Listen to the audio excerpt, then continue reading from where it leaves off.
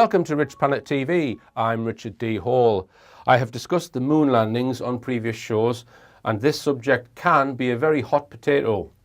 Whatever your opinion is on whether in 1969 Neil Armstrong walked on the lunar surface or not, I think you will be very interested to see the evidence and analysis put forward in today's show. In fact, I will go as far as to say if you are currently on the fence, today's show will probably get you off the fence. And I will also say that if you believe Neil Armstrong walked on the moon, you are going to have doubts about that belief after today's show. To help me delve into some more moon mission evidence, I'd like to welcome back onto the show Andrew Johnson. Welcome, Andrew. Thanks for inviting me back, Richard. I hope I'm not wearying too many viewers with my repeated appearances. It's very appropriate dress code, Andrew. Absolutely. Okay. Now, what we're going to present first is some analysis from Peter Hyatt. And viewers may remember, you can follow the link on the screen here, that I went over to the States to interview statement analyst Peter Hyatt, who is an expert in analysing language and what people say in discussion and analysing whether they are telling the truth or not. And 99% of the feedback I've had on that interview that I did about the Madeleine McCann case was positive. You do get the odd person saying, well, this is not a recognised science, so we can't read anything into it. So what I say is, listen to what the guy's saying about his analysis of that person's sentences and what in his conclusions, and come to your own conclusion. You don't have to believe it, but I personally think he's right most of the time on the conclusions he comes to after he analyses people's speech. I watched the programme you did with Peter Hyatt, and I think it was just to see him coming to very similar conclusions, from his analysis of that interview, which probably took him, 4, 5, 6 hours, and he put it on his blog. And you'd done all that research in Portugal and met all those people and spoke to all those people. For those to be so similar, I think that shows you the extreme value of the technique that Peter Hyatt's developed. Mm-hmm. All right, and what I found quite funny is that a few people have emailed me saying, why did you ask Peter Hyatt about Apollo at the end of the Madeleine interview? That's really going to discredit your Madeleine research. Mm. Well, the truth is the truth, folks. Mm. And if Peter Hyatt is getting closer to the truth by analysing an interview made by an employee of the US government, he's analysing the words of an employee of the US government, i.e. Neil Armstrong, why should that discredit anything? The truth is the truth. He's using the same technique, on an interview where of a question and answer session, the subject matter is surely less important. Yeah, exactly. It affects the human race in the ways that the Madeleine McCann case doesn't. We're talking about technology, technological cover-ups. Yeah. I chose a 7-minute long Neil Armstrong interview and I sent it to Peter Hyatt. And I presented it in my lecture earlier this year. So I'm going to show you I think it's about 20 odd minutes long. Now, if you've seen the Peter Hyatt video of his with the Madeleine McCann subject, have you got a rough figure as to how many cases you've looked at? Hundreds. Techniques used to discern deception, but also content analysis. So it goes well beyond just saying if someone is lying or not. What are they lying about? Why are they lying? They are to sit down comfortably, choose their own words. They're given bottled water in a comfortable setting. There is no threats. There is no coercion. Please tell us in your own words what happened. And the person says, well, where do I begin? Wherever you feel comfortable beginning. So we don't introduce any language to them or any words. Person writes out what happened. If we then take that statement and properly analyze it in a scientific method, meaning we expect the same results, putting in the same data repeatedly, the investigator can now know this person did it, when he did it, how he did it, why he did it. Will tell us what happened and what happened next. Those are the two most powerful questions that we have. What happened next? Mm-hmm. It allows them to choose whatever they want to choose, and this is an important point. The average person has a vocabulary of about 20,000 words. When you ask someone what happened, they must go into that vocabulary, decide what words to use out of the 20,000, where to order them, what verb tenses to use, what pronouns to use, where to place each word next to each other to communicate in less than a microsecond of time. That is a process that, when disrupted by deception, we catch. When someone uses an unnecessary word, unnecessary phrase, unnecessary detail, we deem it as doubly important. And when you ask them what happened, they must go into their memory, and when experiential memory speaks, it is very smooth and it goes in chronological order. A lie will disrupt that, and that causes internal stress. So people say, well, sociopaths don't feel stressed when they're lying. That's not true. They feel very stressed when they're lying because they don't want to be caught. So to disrupt that process is very stressful, and those that are really good at lying will use a substitute of words. So one of the things they'll do, instead of saying, I did not use performance-enhancing drugs, they say, I never used performance-enhancing drugs. I would never. And what they're doing is they're actually distancing themselves from an actual denial. And what about qualifying words which change or weaken a statement? Tell us about that. Sure. It can be used appropriately, it can be used inappropriately. If I said to you, I locked my keys in the car, you can be confident that I know where my keys are. They're locked in the car.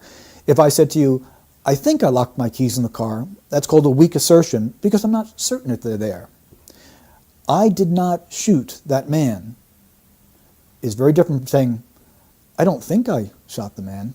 So I selected a 7-minute long Neil Armstrong interview from 1970, transcribed it, and I've asked Peter to analyze it, which he's done. Cost me $275 for the analysis. So that's what you've paid for, essentially, by coming here. So this interview aired on the Sky at Night on the 18th of November 1970, which is less than a year and a half after the moon landings. So everything should be pretty clear in Neil Armstrong's mind. So what you're going to see here is a very short clip of the interview, followed by Peter Hyatt's analysis, then another clip, and then more analysis. So although it's only a 7-minute long interview, probably take me 20, 25 minutes to get through the analysis. So here goes. Mr. Armstrong, I do realize that when you were on the moon, you had very little time for gazing upwards. But could you tell us something about what the sky actually looks like from the moon, the sun, the earth, the stars, if any, and so on? The sky is a deep black when viewed from the moon, as it is when viewed from cislunar space, the space between the Earth and the moon. We note and as pauses in the answer and seek to determine if this is a habit of speech or if it is a signal that the subject needs more time to consider his answer. That he began with the sky is deep black indicates a willingness to answer the question directly. This is a somewhat lengthy answer which begins with 2 pauses for thought. The subject is presupposed to have been on the moon, something of great rarity at the time of this interview. The subject is intelligent and well trained. The expectation is that he will, according to the wording of the question, report what he himself saw. In any singular or exclusive event, there is an expectation of heightened importance, and when we speak from experiential memory, the structure of the sentence is reliable. Expected. Given the unique experience of being on the moon, we first note that the subject does not begin his answer with the pronoun I. In analysis, this reduces reliability. Given the context of unique experience, the pronoun I would have shown the psychological strength of experiential memory. Its absence is noted. Even with influence from the interviewer, the expectation is the experiential use of I saw in some part of the answer. Next, we note the use of passive voice with when viewed from the moon. Passive voice removes the subject himself personally from the statement. The use of passivity is found in concealing identity and/or responsibility in statements. For example, the gun went off is passive voice. If the subject was in a crowd and did not know who fired the gun, this would be appropriate. Here, the subject is describing a universal viewing and avoiding the singular experience that is expected. Next, when viewed from cislunar space, the space between the Earth and the Moon. This is similar to the universal pronoun you that is used to describe a common experience. This leads to a question. Is viewing the space between the Earth and the Moon a common experience that listeners would readily relate to? The Earth is the only visible object other than the Sun that can be seen, although there have been some reports of seeing planets. This is his second sentence after reporting in both passive and universal language. He tells us in general terms what you, universal unnamed, can know, similar to what would be reported in a textbook. Please note the inclusion of some reports. He has thus far avoided giving us personal experience that is highly expected in such an event. This is an indication of avoidance of the response. There is no linguistic connection here between the subject and experiential language at this point. The rule of the negative. Truthful people tell us what they saw, heard, and experienced. When one tells us what they did not see, a la part 1, or hear or experience, the analyst recognizes that this sentence increases in importance. I myself did not see planets from the surface, but I suspect they might be visible. Here we not only have the rule of the negative, but we have the unnecessary addition of the word myself. Since he experienced something highly unique, not only does he report what he did not see, but he feels it necessary to input himself into the sentence where no such imputation should be needed. Who else would be answering this question, or not seeing what he did not see? He offers a weak assertion, I suspect they might be visible, appropriately matching might with suspect. Being that he has thus far not told us what he has seen, it is interesting to note the inclusion of the word suspect. What other word might he have chosen? I think they might be visible would be an appropriately weak assertion where one lacks certainty. The word think is the most commonly chosen. Therefore, we note the use of suspect or suspicion within his vocabulary in context of his answer. We continue to wait to hear him tell us what he saw. The Earth is quite beautiful from space and from the Moon. It looks quite small and quite remote, but it's very blue and covered with white lace and of the clouds, and the continents are clearly seen, although they have very little color from that distance. Okay, this is just an aside from myself. He said that from the Moon, the Earth looks very small and remote. Now, the Earth is 4 times the diameter of the Moon, and we're all used to seeing the Moon in the sky and how big it is. So if you were to see something that big in the sky, would you call it small and remote? Here we have more sensory description, but we have not heard him tell us what he himself saw. The description is strong, but is not yet connected to the subject. This could come from him, or it could come from a book, or another's opinion. With such a stupendous history-making event, we expect to hear up-close personal language. Thus far, we have not. What about the sun? Could you see any trace of the corona? No, the glare from the sun on the helmet visor was too difficult to pick out the corona. Here he says no, which answers the question, but then continues to avoid personal linguistic connection, such as, no, the glare of the sun on my helmet visor was too difficult for me to pick out the corona. This would have been a statement of personal connection, which he has not yet made. Remember, he was asked, did you? With the focus upon himself. He should answer for himself. The only time we could see the corona was during eclipse of the sun from the moon. That is, when we were flying through the moon's shadow and could observe the solar corona peeking out from behind the moon. Even if he said the only time I could see was when we were flying, which would fulfill the personal, impactful event on self while sharing we when flying. Stronger is what I saw rather than we. The pronoun we could be produced if he and at least one other discussed this specific topic. Still, given the nature of a most unique and overwhelming event, the expectation remains. He should be using I and past tense verbs in correlation with sensory description. Please consider that given the spectacular and unique privilege of what he experienced, the pronoun me may be used in a desire not to claim any glory or credit for himself. This may be an indication of team over individual. Even with this accepted, we continue to expect him to at some point tell us what he experienced. Thus far, he has not. When the pronoun we is used consistently, we look for the first emergence of the pronoun I and conclude that the sentence containing it is very important.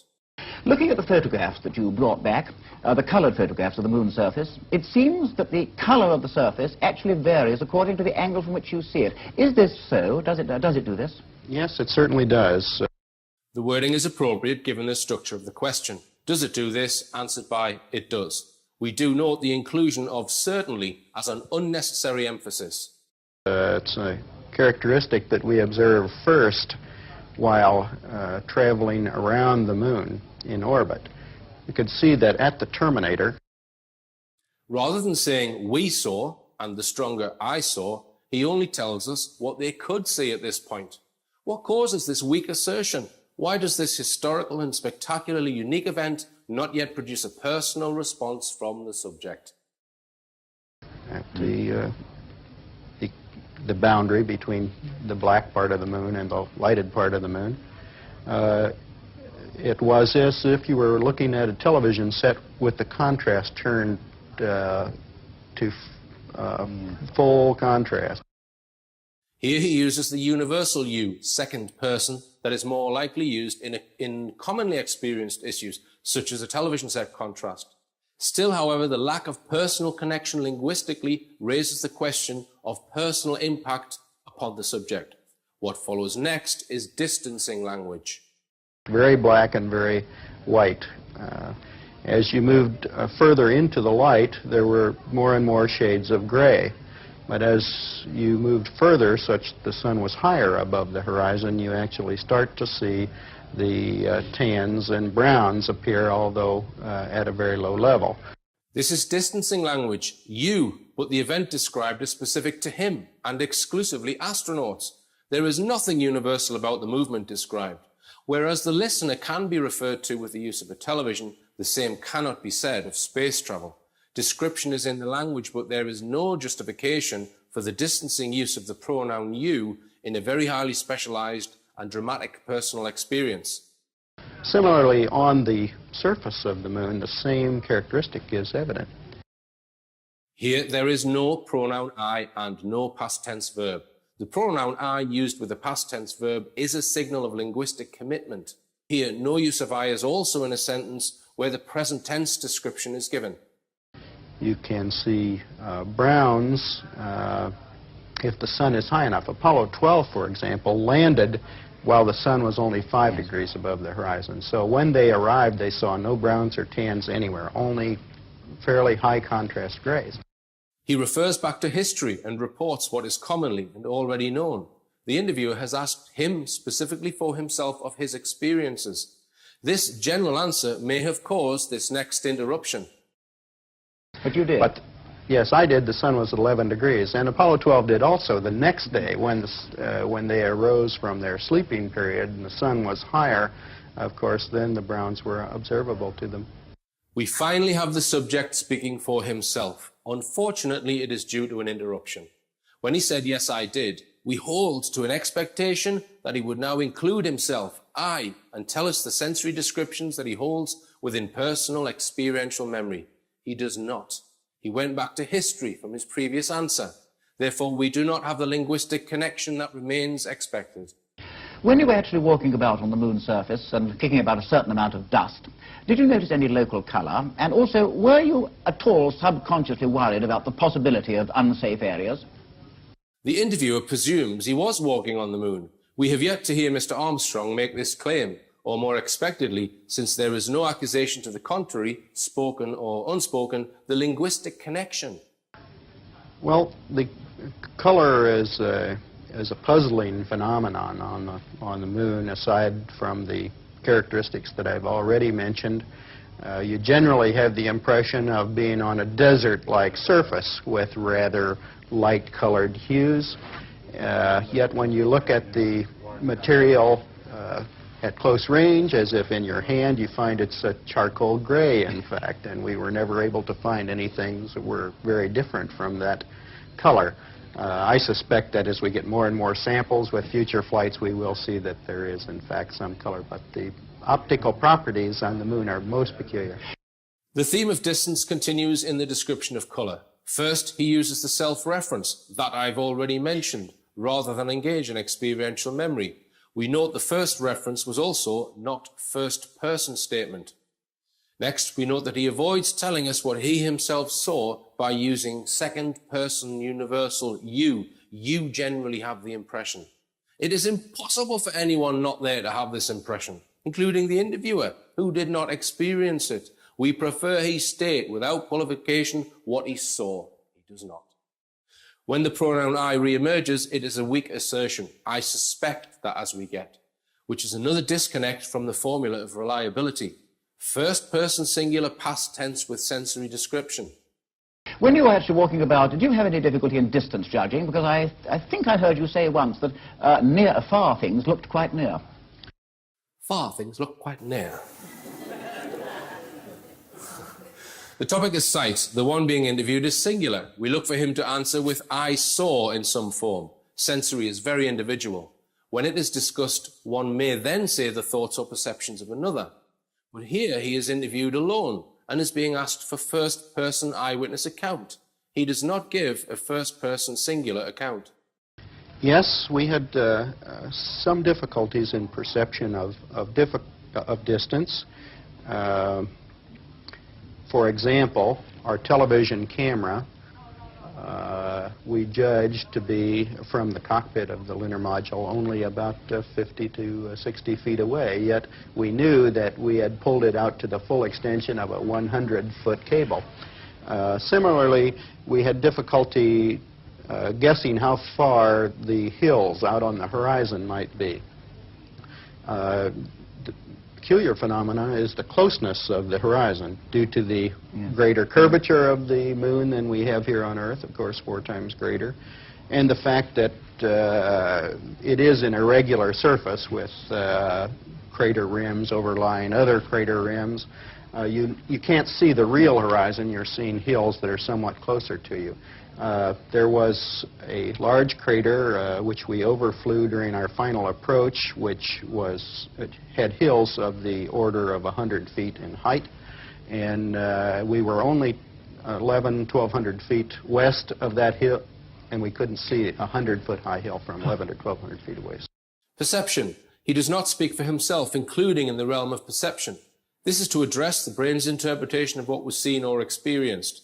He consistently in the interview tells us what we saw, we thought, we perceived, as well as what you saw, and so on. Although many of these topics were likely discussed, he should still be speaking for himself. This use of we is most unexpected.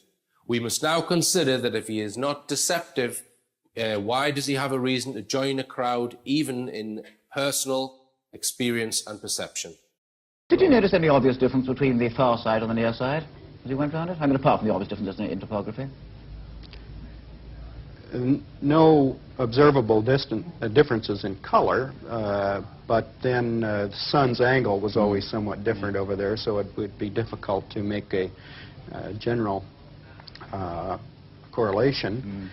I would say the topography is the striking change. Of course, as all your viewers know, there are no seas on the far side of the moon, and it's all highlands and high mountains, big craters, so it's strikingly different from the... The weakness continues. I would say the topography is future conditional tense. Even in this singular opinion, he does not give a reliable connection. There's just one more thing I'd like to ask you. You're one of the very, very few people, I think, whose opinion on this is really worth having. In fact, there are only 4 of you. Do you think, from your knowledge of the moon, having been there, that it is going to be possible in the foreseeable future to set up scientific bases there on anything like a large scale? Oh, I'm quite certain that we'll have such bases in our lifetime. Somewhat like the Antarctic stations and similar scientific outposts, continually manned. Although certainly there's the problem of the environment, the vacuum, and the high and low temperatures of day and night. Still in all, in many ways, it's more hospitable than Antarctica might be. There are no storms, no snow, no high winds, no unpredictable weather phenomena that we're yet aware of, and the gravity is a very pleasant kind of place to work in, better than here on Earth. And I think it would be quite a pleasant place to do scientific work, and quite practical. Mr. Armstrong, thank you very much. And again, let me say what a tremendous honour and privilege it's been to have you with us. Thank you. Here we have the use of two personal connections, I, with both qualified. The first is, oh, I'm quite certain that we'll have such bases in our lifetime. Here he is not only certain, but calls upon the reinforcement of being quite certain. The second use is with a slight stutter on the pronoun I, which suggests the possibility of increase of nervousness. In analysis, this is called the stuttering I and is used to measure anxiety. We use the pronoun I millions of times in life. The brain's efficiency is extreme in this regard. When a non-stutterer halts or stutters on the pronoun I, the commitment psychologically comes into question, with nervousness possibly moving into anxiety and tension. He moves the topic to Antarctica, which is similar to going to another Apollo mission above. Yet we ask, what topic produced the stutter on the pronoun I, the emotion produced regarding a space station? And I think it would be quite a pleasant place to do scientific work and quite practical. The emotion he relates to the future station is pleasant for a specific reason, to do scientific work. Why might this create nervousness or even stress? Okay, so Peter Hyatt now gives his conclusions. He says, Neil Armstrong does not linguistically connect himself to the lunar landing. This is evident in his consistent distancing language, including intuitive pronouns and passivity. What may have caused this? So Peter Hyatt now gives 4 possibilities. Remember, he's a professional analyst, so he's covering his bases here with these 4 possible reasons. You'll see in a moment why I'm saying that. So the first possibility is that there is a security mandate. So Neil Armstrong's been told, you're not allowed to tell anyone about what you saw, right? The second is that this is his baseline. So in other words, he talks like this all the time, even when he's talking to his wife. So say his wife said, Neil, did you enjoy yourself at the pub? He would say, when you go to the pub, you do enjoy yourself if you have a beer with your friends. He goes around talking like that, right? So I don't put much credibility in option 2. Option 3, he's a liar. He's deceptive. Lack of commitment mimics deceptive language. The lack of personal commitment in context is stark. Like I say, Peter Hyatt obviously didn't want to put all his eggs in one basket. The 4th is unknown. Okay, so he's hedging his bets a little bit. But I know where my belief lies there. Personally, I think it's number 3. I don't think Neil Armstrong walked on the lunar surface. And you've also got to bear in mind here that Peter Hyatt is an American who completely believed the Apollo story. He wasn't aware of any conspiracy stuff before he did this analysis. So this is a 100% believer. Okay? So in his emails with me after he did this analysis, this is what he said. This was so unexpected that I ran it by another analyst. I grew up at age 7 with his account. There's a strong emotional connection with childhood national pride. The teachers repeatedly visited it, including newsreels. I did not expect this. I originally felt guilty wasting your money. Your money. But after the first few answers where he is linguistically nowhere to be found, I realized that there is more here than what is ridiculed. Heather too, that's his wife, who was also a trained analyst, is shocked. We both said the same thing. Things we dismissed as crazy years ago have been proven true more and more. We need to stay more open and explore. The analysis that I presented at that lecture was not the full analysis. There is more in this document from Peter Hyatt, and I am going to make this available as a download, right? So this is quite extensive analysis.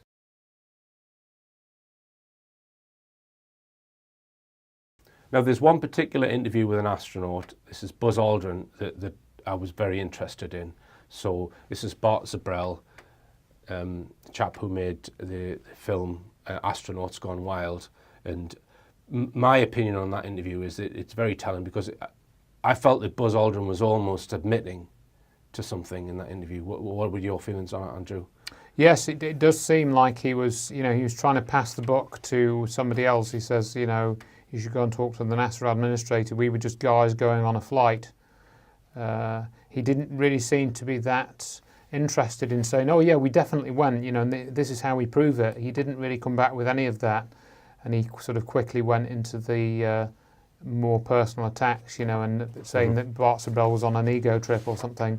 And so, again, people should watch that interview as well as, watching what you're going to show next. Right, yeah. So again, the Buzz Aldrin interview, you can download the analysis from the website.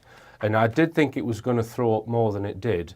But essentially what Peter Hyatt points out is that Bart Zabrell asks Buzz Aldrin a very, very difficult question. In fact, it's not a question. He makes a statement. He says, "I know you didn't walk on the moon." And what Peter Hyatt says, well, that was the end of the interview. Buzz Aldrin was not going to give any more information or entertain the guy. He was just trying to get him out of his office from that point. As soon as he's made that accusation, Peter Hyatt saying, end of interview, you're not going to get any more useful information out of him. So Peter Hyatt describes it as a missed opportunity. But I would be sympathetic with Bart Zabrell in as much as it's clearly a very emotional subject for him. He's convinced that he's been lied to, and he's got the man in front of him there. And to be cool and calm and collected and analytical in these situations is perhaps not as easy as it sounds. It's very difficult, yeah. And I mean, both you and I think we originally thought the Apollo missions were real, and I was personally very upset when I realised that they couldn't have been real. So, but certainly the Buzz Aldrin analysis, there's nothing in there to indicate that he went to the moon. Yeah. Right. Yeah. But it doesn't go as far as perhaps as the Neil. It's not as revealing as the Neil Armstrong one. But one thing that, in order to get Peter Hyatt to do the analysis, you have to do a transcript. Every word you've got to put into a document, and it's in a room with it. Not very good acoustics. Yeah, the acoustics aren't perfect. So there was a great deal of information in the language. I had to replay several sections over and over again to figure out what the words were. And a lot more comes out in it. So if you read the subtitles and see what Bart Zabrell is actually saying to him and what Aldrin is replying. So to set the scene, Bart Zabrell, who was very sceptical of the Apollo missions, he doesn't believe they went to the moon. He manages to get in front of Buzz Aldrin. Buzz Aldrin doesn't really know he's going to be challenged. He just knows it's some media interview. And then Bart Zabrell produces this very damning piece of evidence, this tape of them faking the shot of the Earth out the window to make the Earth look further away. And you can see Buzz Aldrin's reaction to that. He's stunned by it because he doesn't know it's in the public domain, and he starts asking him how he's got a hold of it. That's right, and that film is in A Funny Thing Happened on the Way to the Moon. That clip is shown in bits in Astronauts Gone Wild, but if they want to see the whole clip, that's in the other film of Bart Zabrell's, which is A Funny Thing Happened on the Way to the Moon. Before I show the analysis, just a quick word about Bart Zabrell. I highly recommend watching his films, A Funny Thing Happened on the Way to the Moon and Astronauts Gone Wild. In researching and making these films, Bart Zabrell has showed great resourcefulness and courage in bringing to light new information about the validity of the Apollo missions and shining a light on the astronauts involved. So I would like to thank him for all his hard work. Now, I sent professional statement analyst Peter Hyatt a transcript of Bart Zabrell's Buzz Aldrin interview with the intention of finding out from Buzz Aldrin's own words whether he was lying and what might be being concealed. In doing the analysis, Peter also analyses Bart Zabrell's words and his interview technique. Peter compares Bart's interaction with Buzz Aldrin with how a professionally trained statement analyst would conduct such an interview. In doing this, he is very critical of Bart Zabrell. I just want to point out that my intention in having this interview analysed was to find out about Buzz Aldrin and what his language reveals, not necessarily to be critical of Bart Zabrell. So please don't take the comments too personally, Bart. I think you achieved a great deal just by managing to get a camera in front of Buzz Aldrin and all the other astronauts and challenge them while they were on camera. Anyway, here's the analysis. Did you have Neil Armstrong interviewed already? The interview begins with the subject posing a question about his flight team member. Please consider this is a possible defensive posture on the part of the subject. In a prior interview, there was a linguistic reluctance to commit to information about the lunar landing. The analysis of that interview concluded that this could be from a number of reasons with two dominant themes. 1, the subject did not experience lunar landing. 2, the subject did experience lunar landing but was under strict orders to not disclose information about such as part of national security. Consider that either point would lead to passivity as part of a weak linguistic commitment. Here, we may consider that the subject, Aldrin, does not wish to be psychologically alone with the possible disclosure of classified information. It could be classified due to military necessity, whether it was a military form of deception to cause other nations to believe the United States held technological advantage or not, the language would be the same. An example of this is found in medical privacy laws and statutes. Not only are medical professionals bound by confidentiality, but the consequences of such will impact language. This is true of any profession in which effort must be made to conceal information. No, he doesn't want to be interviewed. Well, I know. The subject recognizes that the member of his team does not want to be interviewed. Please consider the possibility that before the interview begins, our subject does not wish to be interviewed either. This is not lost on the interviewer. Why does he not give interviews? The question is specifically seeking why the reluctance to give information exists. Well, because that's his personal choice. And I guess it's mine, in a way, to do things when they've been researched and worked out as far as a business arrangement. This is not news. This is not an anniversary. 1. The subject does not refute reluctance. 2. The subject reports that the choice to not want to give an interview is a personal choice. He does not say, "I don't know," and "you will have to ask him," but tells us in an unnecessary statement.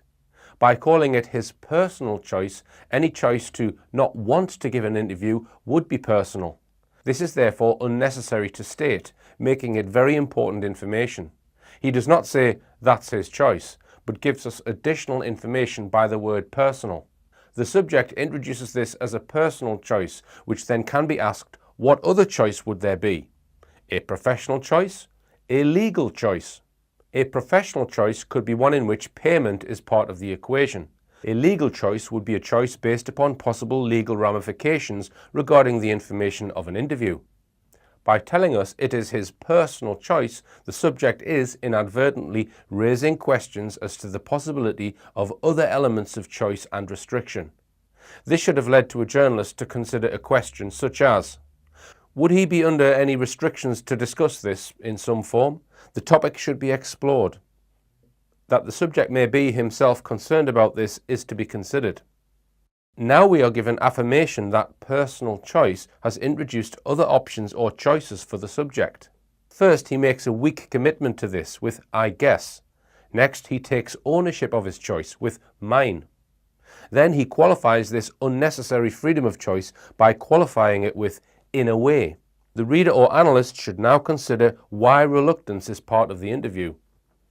At the date of this interview, our subject is uncertain as to what he may or may not be free to say. This is to strongly suggest that there was a time when the subject and his team member were not free to choose to disclose information via interviews. This is consistent with the analysis of the prior interview. What is it that causes this reluctance? Here he introduces business arrangement, which may relate to professional choice, where he is paid for the information. We should now consider the topic of business as on his mind, yet the next sentence also shows some reluctance. 1. He reports in the negative what is not. This elevates the topic in importance. 2. He tells us that this is not news. 3. And it is not an anniversary. We note that news comes before anniversary. If he reported that it was not an anniversary, it may suggest that he does not see the need for an interview. We would wonder, however, why our subject would consider only an anniversary as to be the reason for an interview. This is not news. In the negative, the subject affirms what the interview is not, i.e. news. There are 2 points within statement analysis that elevate this sentence. A. This is an unnecessary statement. B. It is given in the negative. With these 2 elements, the subject himself has led us to wonder, is this news? By asserting to a journalist or interviewer that it is not news, while not as a result of a direct question, this statement is very important to the subject. Why? The subject indicates a reluctant or defensive posture. The interviewer recognizes this and compares it to what he has via the word actually. Well, actually it is. We found a very unique reel of footage that we have queued up to show you. Yeah. The subject only acknowledges this with yeah, offering no comment, no question. He has told the interviewer that it is not news, and it is not the anniversary, which questions the reason for the interview. He has been answered, but offers no reply beyond agreement. And it's from the mission, and to our knowledge, no one has ever seen it before. And it's 30 years old. Consider that the subject is reluctant to share information, which increases his defensive posture, and upon being given further information by the interviewer, thus showing him that it is in fact news, the subject responds to the statement with a question. And you want me to see this while you have me on camera? We have confirmation that the subject's concern is exposure of information from him to the public. Note that while speaks to the element of time, not content. This suggests that the subject may have preferred being shown in private, that is, off camera. He was asked to tell us what it is and answered with a question about being on camera. Therefore, being asked about something related to his work that he is not aware of has increased his sensitivity to the topic. It is important to consider that under general or normal conditions in any profession, the topic of what the footage is would elicit a question or comment rather than the timing of such. Our subject is concerned about privacy or confidentiality. He has answered via a question telling us that the topic is very sensitive to him. Well, and to tell us what it is. This is an unnecessary statement. I mean, it's... Well, I don't know why I should do that. Any professional who is free to talk about his profession would likely ask about the content of the footage, perhaps even with great interest given how it was introduced. For the subject, it provoked a question about disclosure, and here it produced an interruption, not about the material itself. We must now consider this in light of the weak assertion, I guess, of the subject's choice to allow an interview. He reports in a statement what he does not know. He began with a pause, well, and tells us what he does not know. He does not report ignorance of the topic, but of his choice. This has caused a considerable increase in tension for the subject, the unknown footage. The tension is not related to what the subject may or may not know, but it created the increase in tension regarding the reason why he would speak specifically on camera. We now have confirmation about the sensitivity of personal choice, as the subject indicates that he may not have personal choice to comment on what he has not seen yet. Note the language that follows. Not only does he interrupt the interviewer, but specifically shows us the indicators of tension. It's a very unique footage. What would be very unique would be only to the public, not to an eyewitness who was there. Maybe then I need to see it, and then we sit down and we talk about what you're taking a picture of.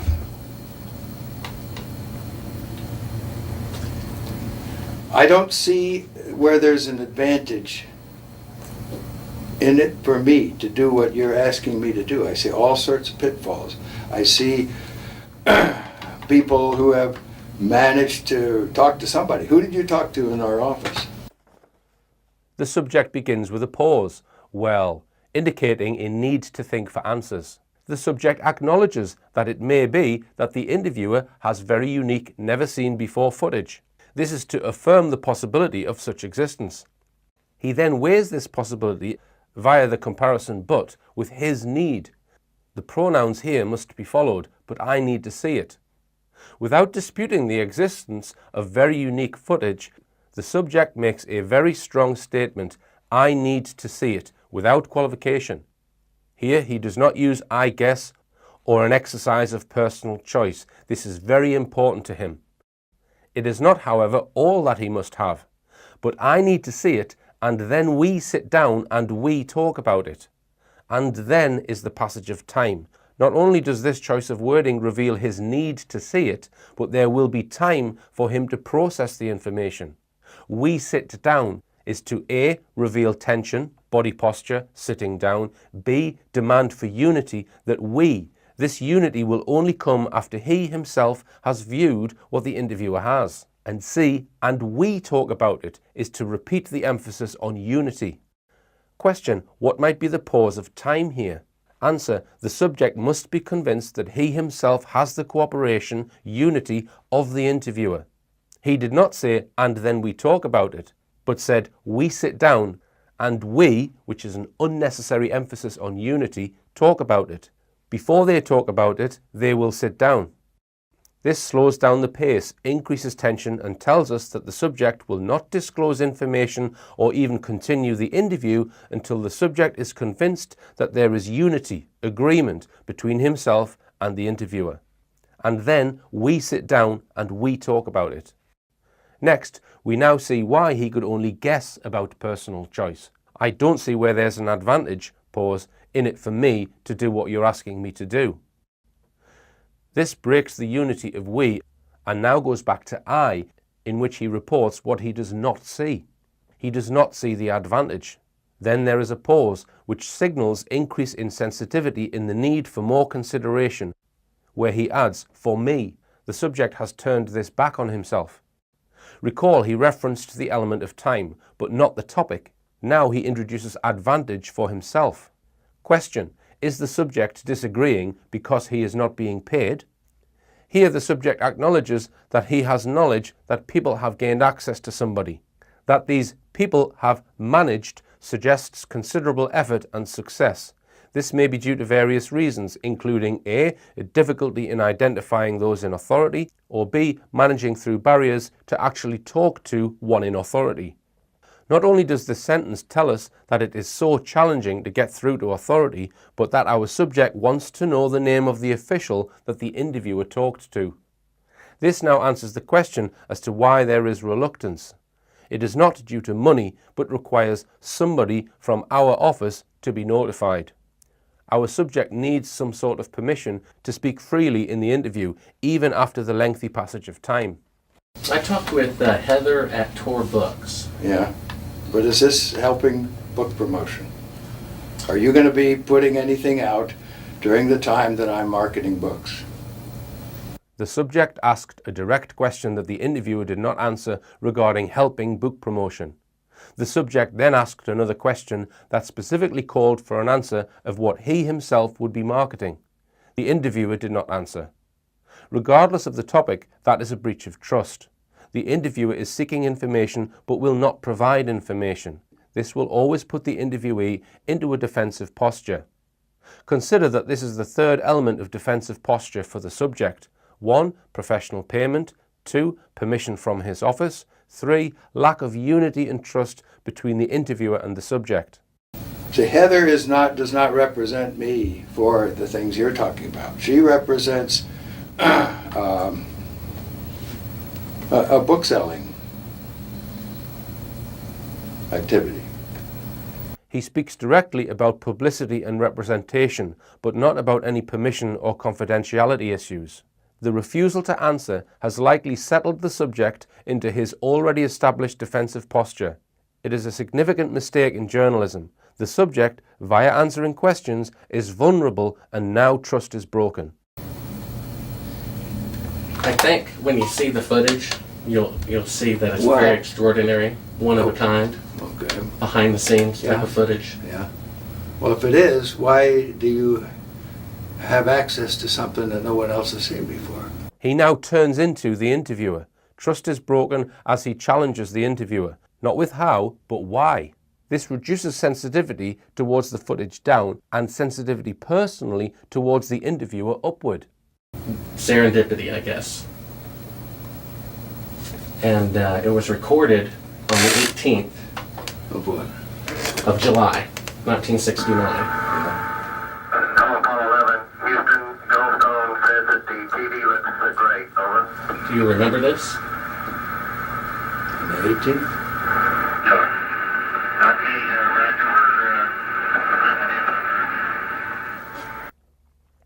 Aldrin watches the footage. The footage shows the Earth filmed from within the Apollo 11 spacecraft at a time when the mission was supposed to be halfway to the Moon.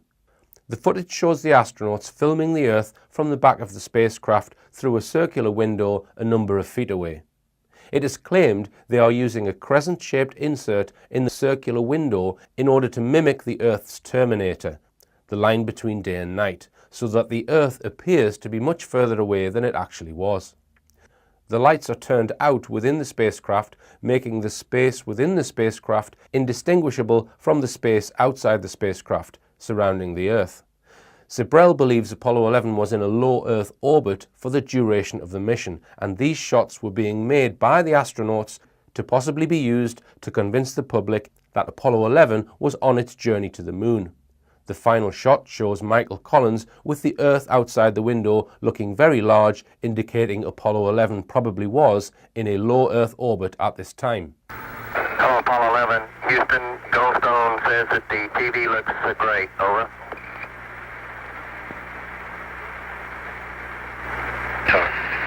Okay, Roger, we're coming in on Earth.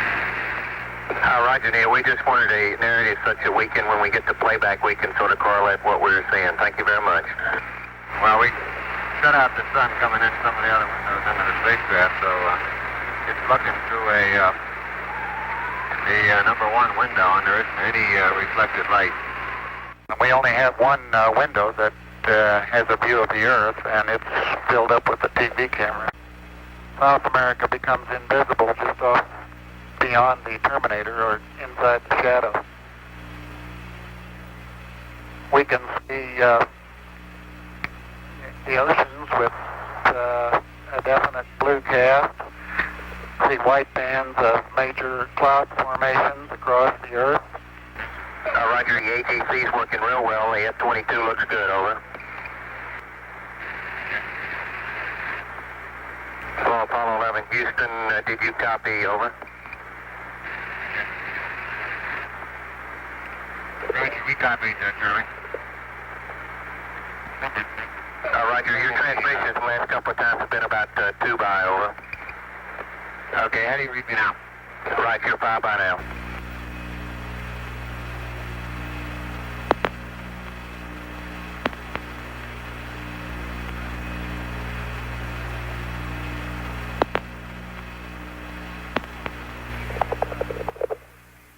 Coastline. Now we're coming in. Can't quite make out who that is.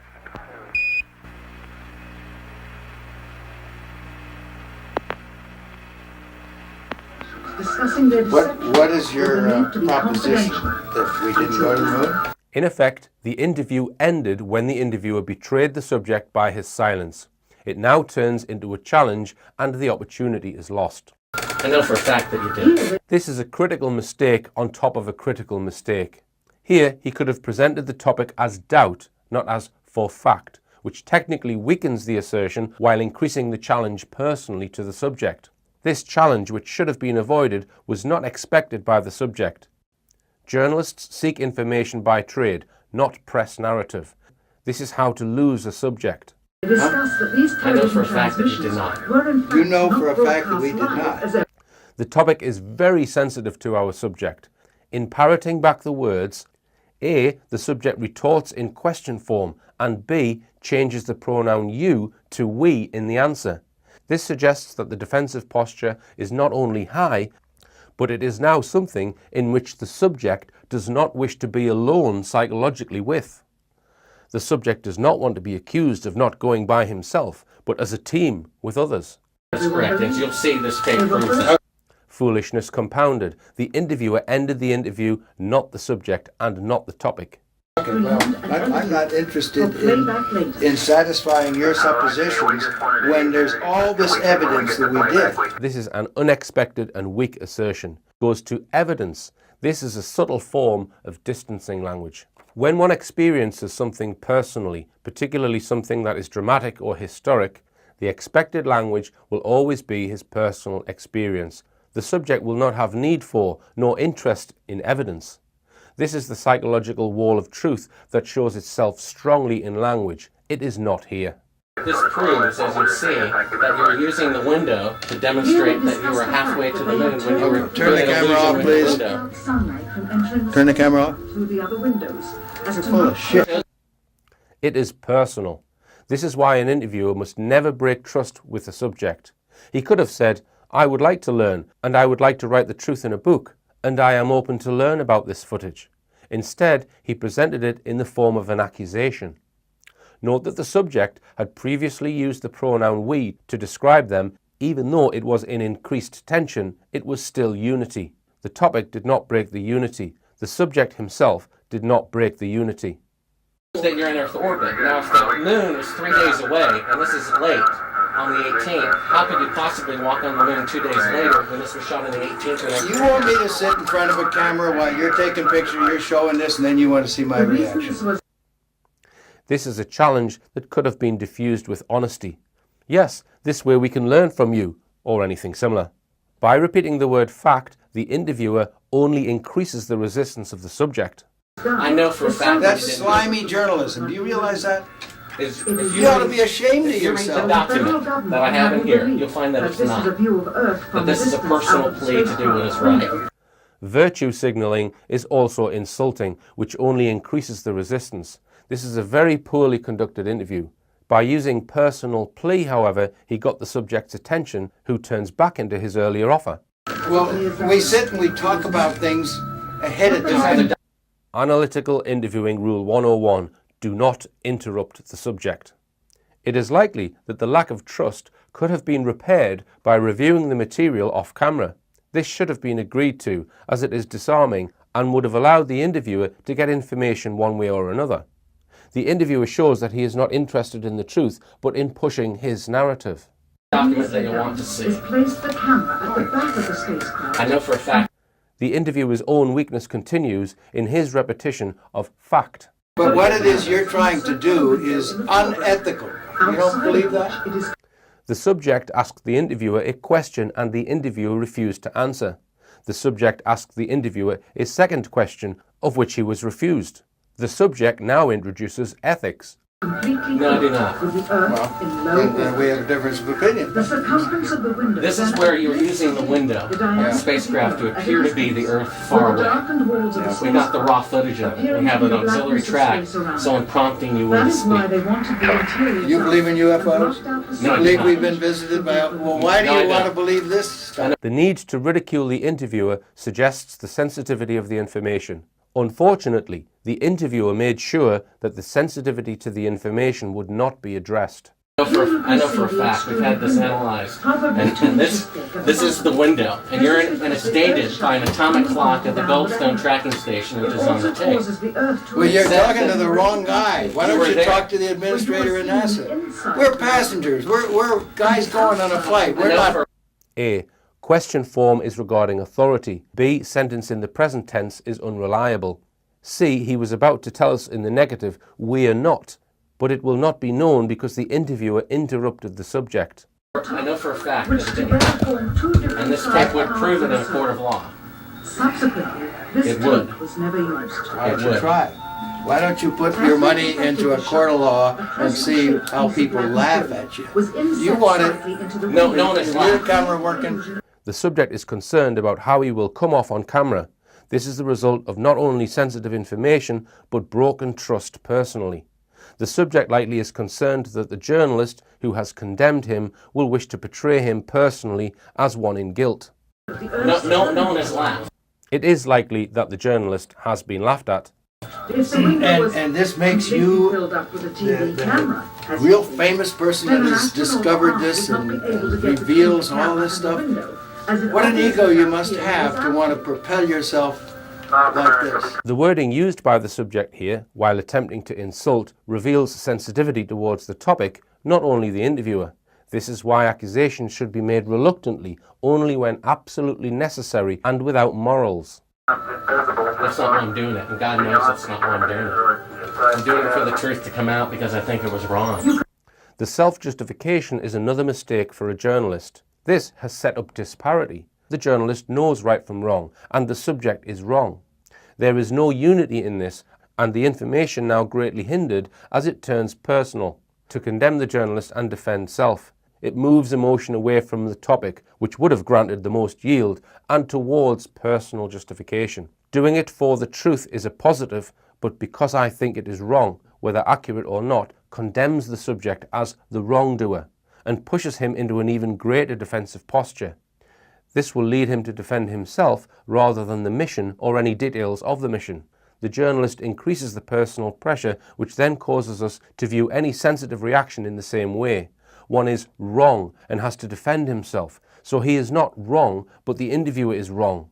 While this is being done, valuable potential information is lost. You can also notice how the astronaut But you're doing it the wrong way. You don't mislead somebody like me to come in here. The subject addresses the betrayal. Aldrin was told he was wrong and now tells the journalist that the journalist is wrong. Note the self-importance. Somebody like me follows the ridicule of the journalist becoming famous in discovery. We might have gotten some insight into the topic discovered had the journalist not made this personal, good guy versus bad guy. Far better would be to allow the subject to see the material and know what it is about and to decline to discuss it, only to be asked why he had a need not to discuss, including asking, are there any military reasons in some form? By setting up an adversarial relationship, the journalist lost the opportunity. You didn't go to the moon. That's misleading people. I'm showing you this Okay, tape. we went to the moon. We're not misleading anybody. This is not a strong assertion because A, it is parroted language, which reduces the element of internal stress if he was being deceptive, and B, it did not use the pronoun I as expected in a most personal historic event. It is unreliable as it stands. Then how is it possible that this is the window it's shot to make it look like... Look, you can manufacture all you want with. This is a weak accusation, but we cannot conclude it is from the content.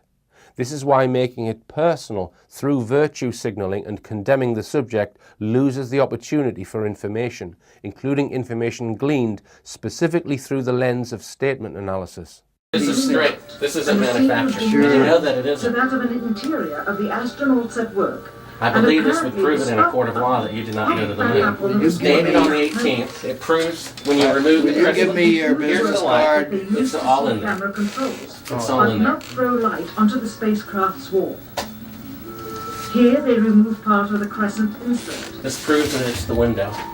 You can see them removing the crescent insert that you did to create the Terminator line in front of You're your so window. full of shit, I can't believe it. Earth orbit. If you show this publicly, you're open for a lawsuit. Okay?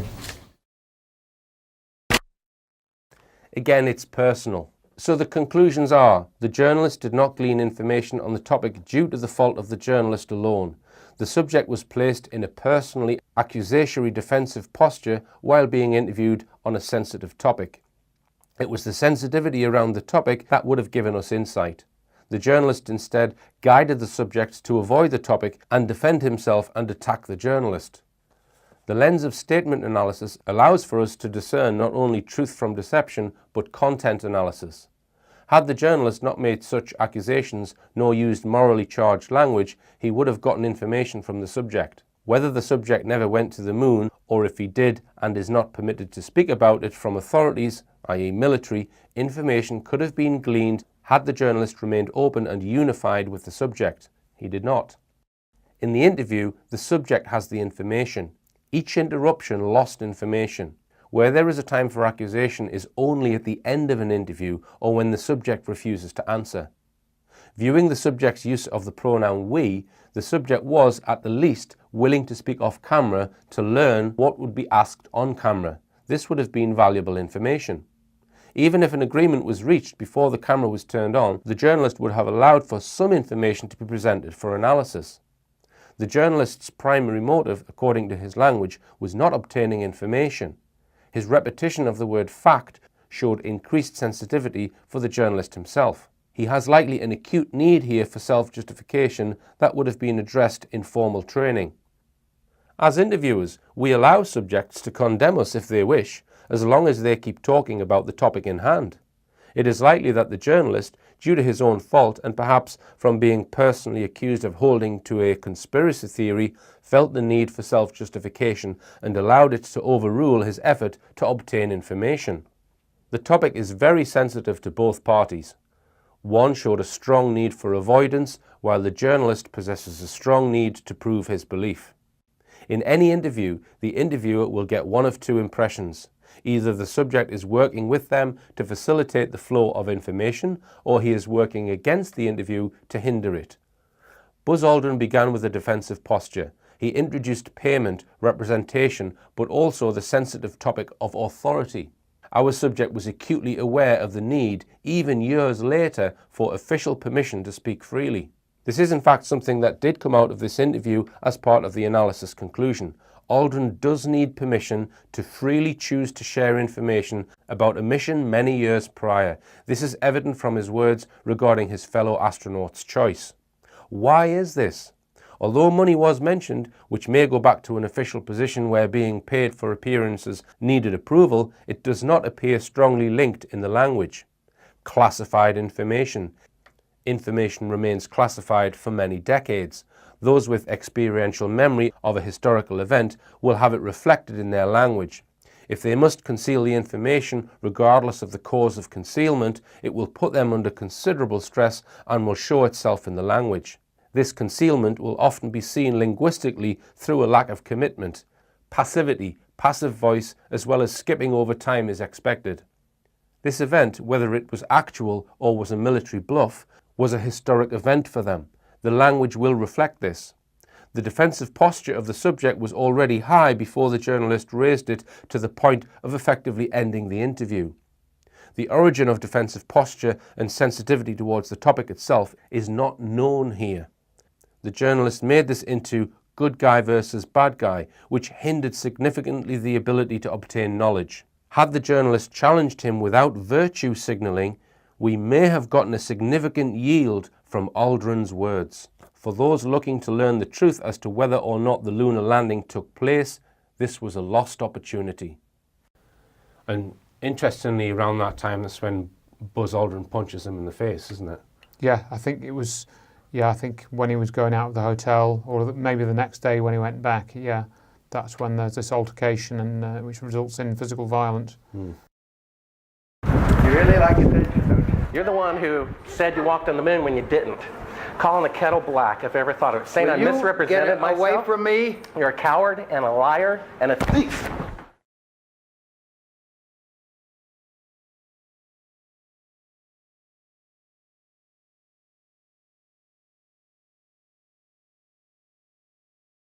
Andrew and I have both recently been contacted by Albino Gallipini, who has written a autobiography of Bill Casing. A biography.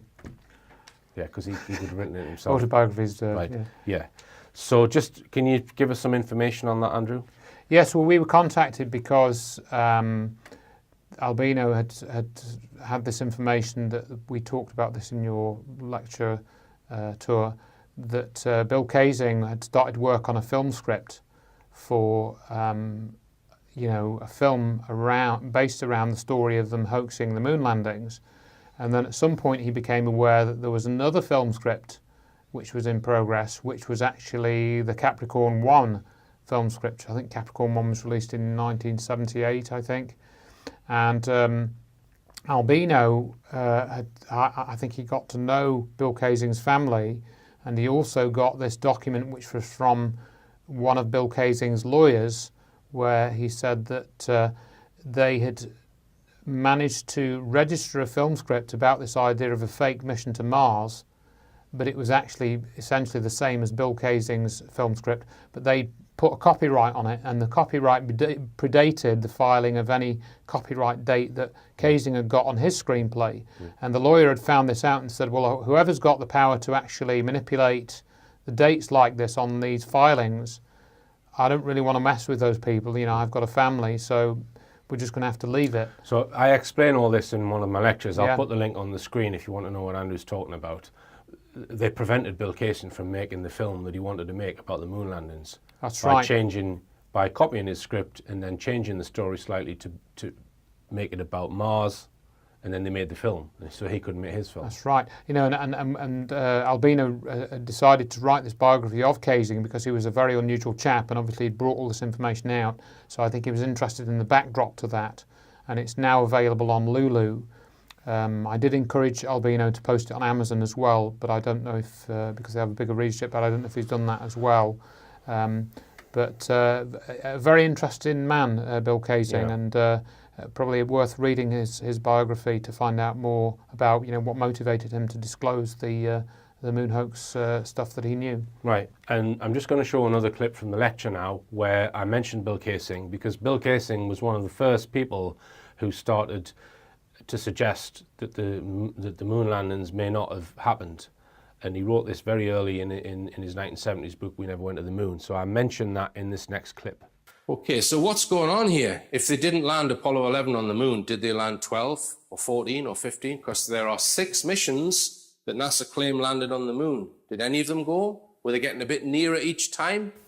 Well, let's present some evidence from Apollo 17, the last mission which supposedly landed on the lunar surface.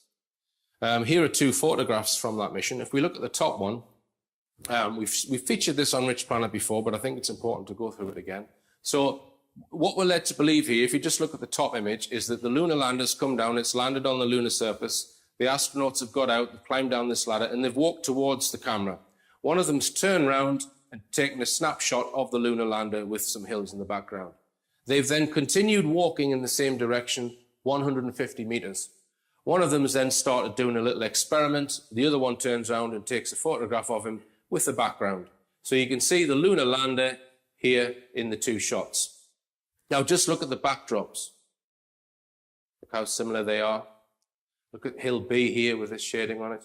What are the chances on Earth if me and you get out of a car and I take a photograph of the car, and then we walk 150 meters down the road and I take a photograph of you with a car in the background? What are the chances of getting an almost identical backdrop, right? Now, a skeptic contacted me and said, no, the backdrops aren't identical if you look very closely. There's slight differences in shadows and things here. Well, if what they tell us is true, that it was front screen projection system that was used, i.e. thousands of tiny beads reflecting an image, perhaps these images were also taken on a different day, you are going to get differences. They're not going to be identical. It's not like compositing a green screen image where the images would be identical. So you would expect slight differences in shadow and that kind of thing, which is exactly what we see. So this is very strong evidence, in my opinion, that these photographs are taken in a studio. People have even worked out the size of this studio. You're talking a huge studio, probably in a hangar of the order of 300 meters to the actual backdrop. So it doesn't look good for NASA. And this doesn't prove that Apollo 17 didn't land. It just proves that they've faked some photographs in a studio, or it's strong evidence that they've faked some photographs in a studio. So I think they're very, very worried about this evidence, the evidence of Apollo 11, the new evidence that I've just showed you, because it doesn't look good for NASA. And that's why we get articles like this one. This appeared in the Metro newspaper last year, titled, "Here's Why the Moon Landings Weren't Faked. New Conspiracy Study Proves It." So they feel the need to deny moon conspiracy theories. So it says, in the wilder reaches of the internet, lots of people still believe that NASA faked the moon landings and possibly even its entire space program. But it's absolute balls, a new study has shown. It would have simply been impossible to keep it a secret, according to Oxford scientists. If the moon landings had been a hoax involving an estimated 411,000 people, it would have been found out in 3 years and 8 months. British physicist Dr. David Grimes worked out a mathematical way to calculate the chances of a plot being deliberately leaked by a whistleblower or accidentally uncovered. Now then, what this shows is that Dr. David Grimes has done no research into what moon hoax researchers claim, right? So if you read one of the earliest books by Bill Kaysing, written in the 1970s, called We Never Went to the Moon, he explains that the whole thing was done without informing all of NASA. In fact, only informing a tiny handful of people. It's all in his book. So why hasn't Dr. Grimes looked at this book? So in Bill Kaysing's book, Bill Kaysing was a technologist. He worked on some of the Apollo technology. He explains, yes, there was a visible NASA Apollo program, but there was also another secret project called the ASP, the Apollo Simulation Project. This is all in Bill Kaysing's book. And he claims that they had a secret base in Nevada, so a considerable sum of money spent on this group that was used to hoax the mission, between $4 and $7 billion But even that group, even the secret group that was hoaxing the mission, was being ran to Manhattan Project style rules. So only a few people underneath actually knew what was going on. So the Manhattan Project, to develop the atomic bomb, only 6 people knew what they were doing. And Bill Casing claims that with the hoaxed moon landings, it was the same. So let me give you a little example. In my career as an engineer, the company I worked for used to build these things. This is a generator in a power station, produces the electricity that comes in your home. So I worked for a company called NEI that used to build these.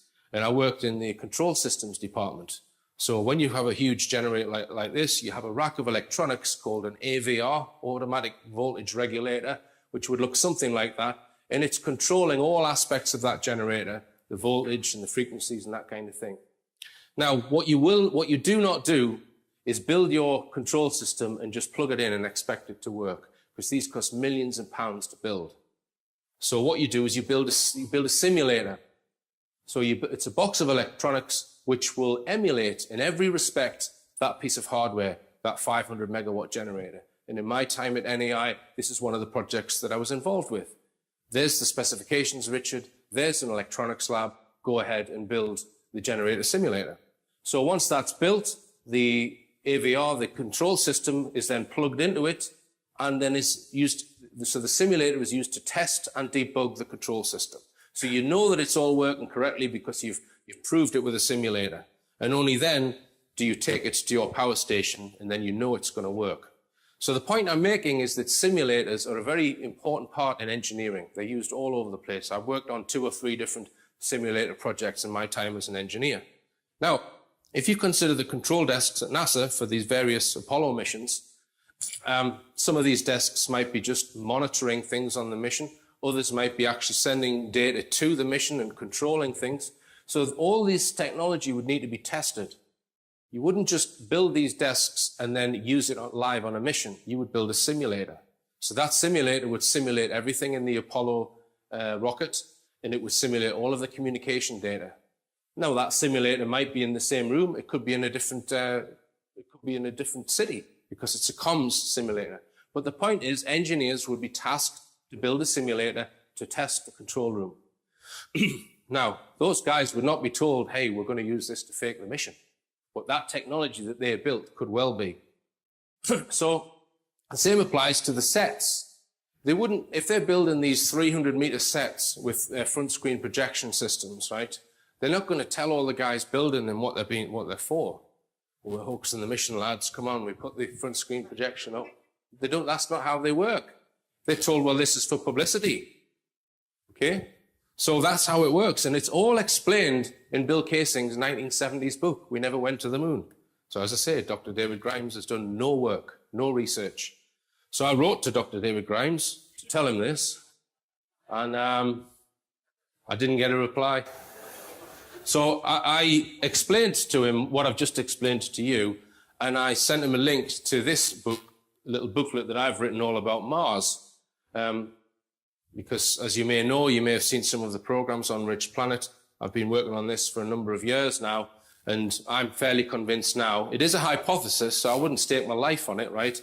But I'm fairly convinced that none of the rovers and landers that they say they've sent to Mars landed on the Martian surface. I challenge anyone to read this book and then after it think that they're on Mars.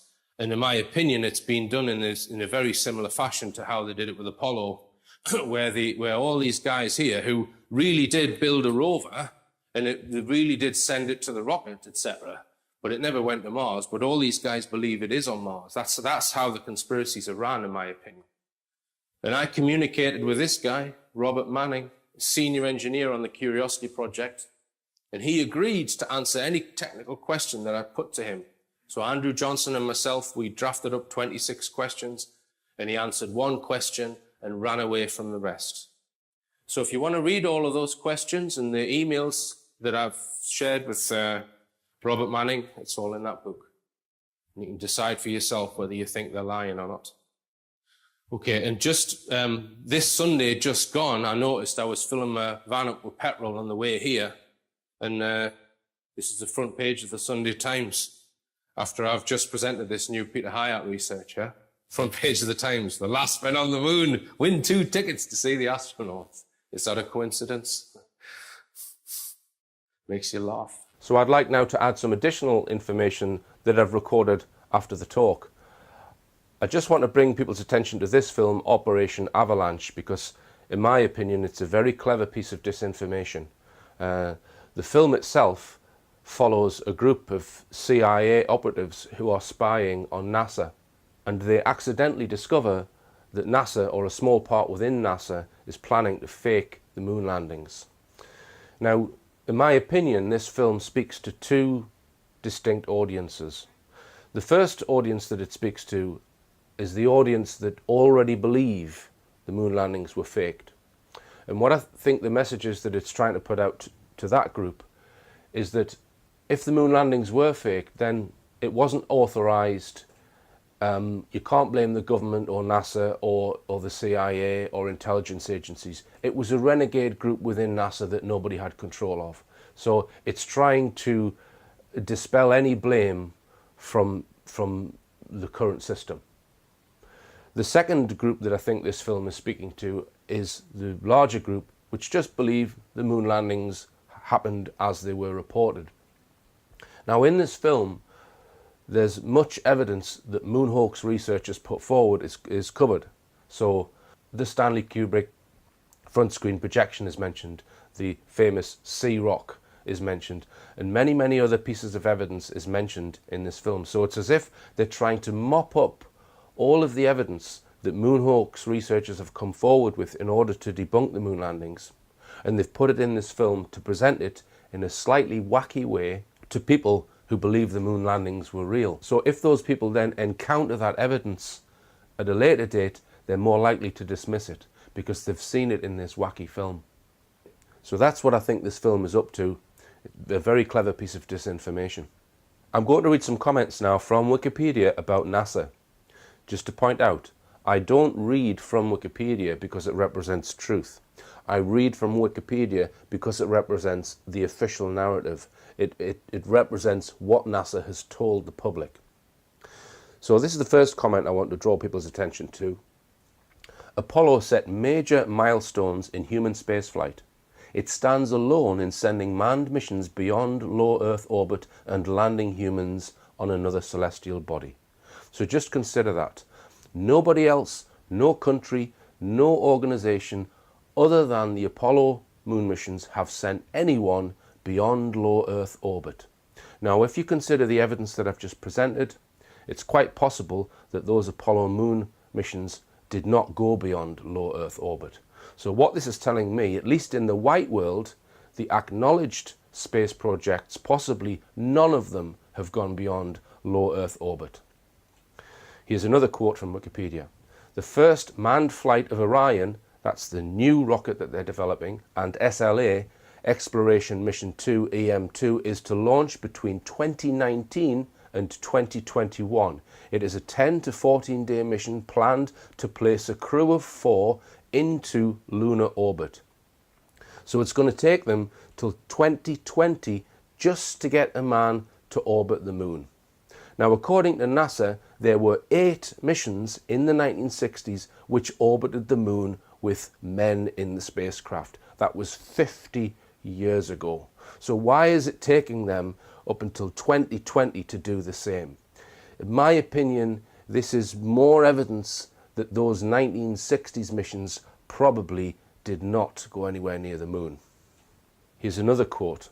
On December the 4th, 2006, NASA announced it was planning a permanent moon base.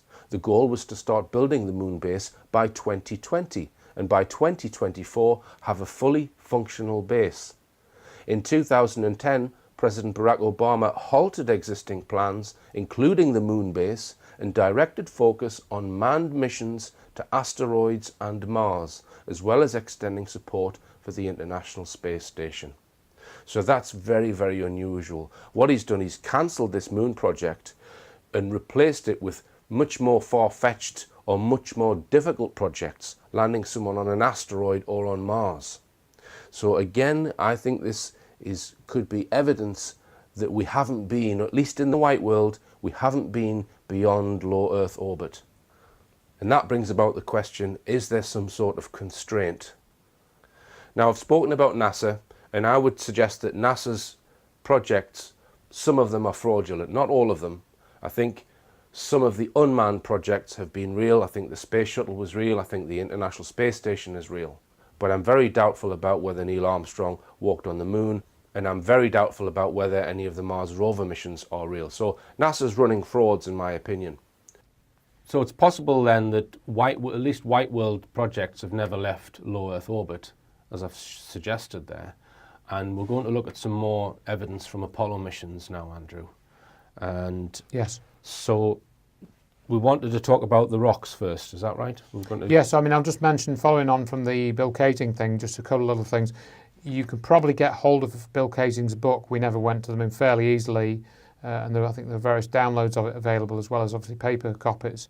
Same thing with Ralph Renee's book, which I recommend for people, which is NASA Moon America.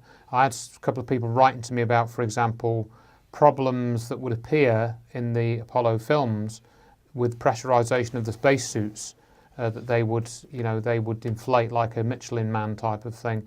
And a lot of that is covered in Ralph Renee's book, and this chap that wrote to me hadn't realised that. So again, people that are thinking of those things now and thinking, hang on, what about this, what about that? I suggest that they read Ralph Renee's book and watch as many of the videos that are available, such as the one on David Percy's website, orlis.com, because you may find that a lot of that stuff is already covered in there. It's just that you were not yet aware of it.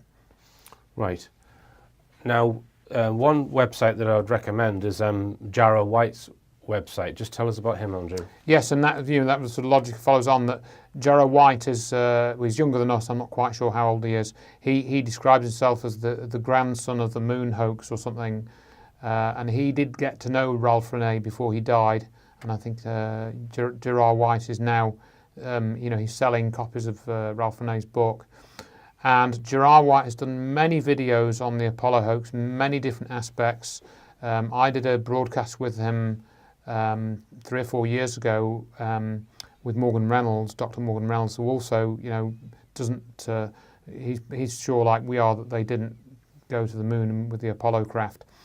And Jarrah White has done many useful videos, one of which we're going to discuss today, where he goes through a lot of the scientific data for various aspects of the missions. And one particular one that just come to my mind is about this account of the Russian Mir space station, where they put a Russian flag, outside the space station on one of the spacewalks that they did. And then there was another comment made on a later mission where they said, well, we need to go and retrieve the flag because it's going to get in the way of this new equipment or something. And then the other cosmonaut says, no, don't bother, there's nothing left of it. It's all been dissolved away by micrometeoroids and stuff. And Jarrah White made a point of discussing this because NASA had claimed that they could still see evidence of the flag on the moon that the Apollo crew had left there after 40 years. But this other flag on the Mir space station, I think, had only been in space for about 18 months before there was just basically nothing left of it. And so he was making this comparison. You can watch the video about that. His channel is called Moon Faker. And right. As you say, he's made hours and hours and hours of videos. And he's had many challenging the moon missions. Yeah. And people who are connected to NASA have tried to challenge him, haven't they? Or they've tried to discredit him in different ways. Yes, and he's had many sort of DMCA attacks on his channel, people filing spurious copyright claims, and all the Apollo films are in the public domain anyway, and that sort of thing. Right, so let's just touch on one of the things that he's covered, which is the, it's the Chinese mission. So in 2013, China sent a rover to the moon, which was unmanned, and it had hardware on it which could collect samples of the soil and then analyze those samples using an X-ray spectrometer, and it then sent the data back through a radio comms link. Yes. And produced a graph which has been published by the Chinese. It's I'll just put the graph up on the screen. It's probably not going to mean a lot to most viewers, but this is an X-ray spectroscopy graph, and what you can derive from that is the percentage composition for all of the different chemical elements, so such as magnesium, aluminium, silicon, potassium, calcium, titanium, chromium, etc., etc. So you really would need to watch the video to work out how Jarrah White has, because he has a scientific background in geology, doesn't he? I think something like that. Yes, yes. And how he's from this spectroscopy graph, he's worked out the percentages of the various different elements. Yes, and this video is called a Chinese road trip. I'm sure you. So it's Moon Faker Chinese road trip. So you'd need to watch that to get the full details. And you probably need to watch it twice as well because it's very, very dense with details. Right. Now, the rocks that the Apollo missions allegedly brought back, I can put this graphic up from Jarrah White's video. This shows a picture of the moon, and the numbers there, 12, 14, 16, denote the various Apollo missions. So we've got Apollo 12 there, Apollo 14, 16, 11, 17. So this is where Apollo allegedly landed on the moon, the various sites. And the white arrow there we can see, this is where the Chinese rover landed and took samples in that area. Now, the rocks that supposedly came back from the moon, you can get scientific data which has all been published on the chemical composition of those rocks. And the makeup of those rocks is very similar from the 6 Apollo sites, as he describes in the film. Right? But what Jarrah White has then done is compared the Chinese results with the published results that NASA have put out on the rocks. And what he finds is that someone's lying. Yeah. Someone's lying. Yeah. So let's just look at magnesium. Like I say, in order to get the full reference and the reasoning or how these graphs have been derived, you need to watch the video. But we've got magnesium here. We see on the right-hand side there, that's the Chang'e 3, the Chinese mission, 0.2% for magnesium. And we've got all of the Apollo missions, Apollo 11, 12, 14, 15, 16, much, much higher. And we can just zip through the various different elements. Aluminium, again, Chang'e 3, much, much lower in aluminium. Silicon.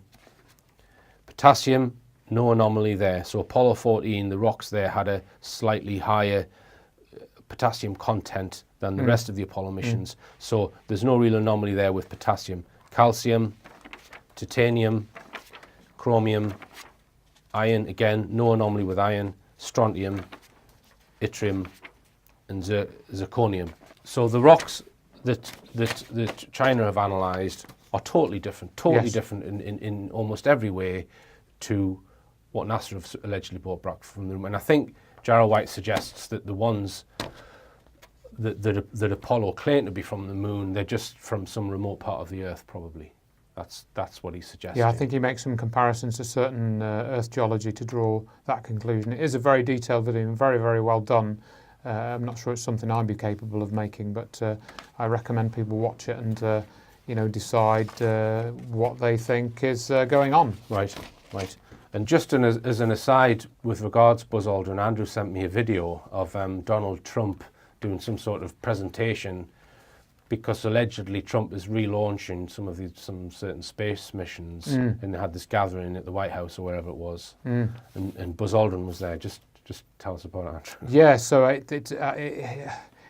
think somebody's taken a portion of this video and then just zoomed in on Buzz Aldrin's face, and the camera is fixed on Aldrin's face whilst Trump is speaking, so you can hear Trump's voice in the background, and then you can see Buzz Aldrin, who becomes a kind of like a rubber-faced alien or something. It's rather uncomfortable to watch, actually. But I think it's probably not fair to draw too much into it because of his age. Yes, he might have a bit of Alzheimer's or something like that. He is a very old guy now. I mean, not in 2004 when he was being interviewed by Bart Zabel. He was compass mentis then, but he is a very old guy now. Yeah. So we'll give him the benefit of the doubt on that one, although it is very weird to watch. Now, you've got some more moon evidence you wanted to... Well, there's just a few things I think that are probably worth adding, which have, again, more recent ones that have come up. The first one is this clip of Don Pettit, who's this NASA astronaut who basically will play the clip. It's very, very short. And this was released in an IB Times video, which I think was a collation of little sound bites from people that work at ESA, the European Space Agency, and a few other people. one of whom was this Don Pettit character who says that they've destroyed the technology that took them to the moon. Well, let's have a look at that then. I'd go to the moon in a nanosecond. The problem is we don't have the technology to do that anymore. We used to, but we destroyed that technology, and it's a painful process to build it back again. They just chucked it in the skip then, or? Well, you know, apparently maybe they had a ritual burning once, you know... along with all the drawings? All the drawings and the tapes and everything. Once Edgar Mitchell had come back from... oh, not Edgar Mitchell, he wasn't the last one, but the last 1972 Apollo 17 had finished, you know. Right. And you wanted to mention... Was it Apollo 17 where there's an astronaut gets out halfway back to the Earth? Yes, there's this clip that Neil sent me, Neil Geddes-Ward sent me about a year or so ago, maybe longer.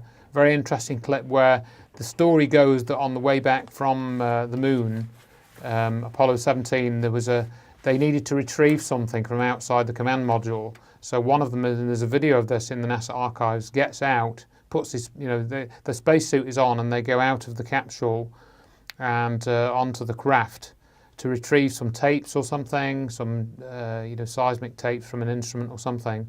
I don't know why they need to be retrieved from outside the craft, but that's the story that you get if you read the journal, because they have a log of all the missions, and every minute of the mission is logged in the Apollo archives. And it appears that what must have happened is that 3 of the astronauts must have needed to have gotten their suits on for the other one to go outside. Right, so he's supposed to have climbed out of the command module. Right. This is this tiny little module that the 3 astronauts It's sort of conical shape are in. Yes. So the door, they're halfway back to the Earth, and that door's been opened. Yes.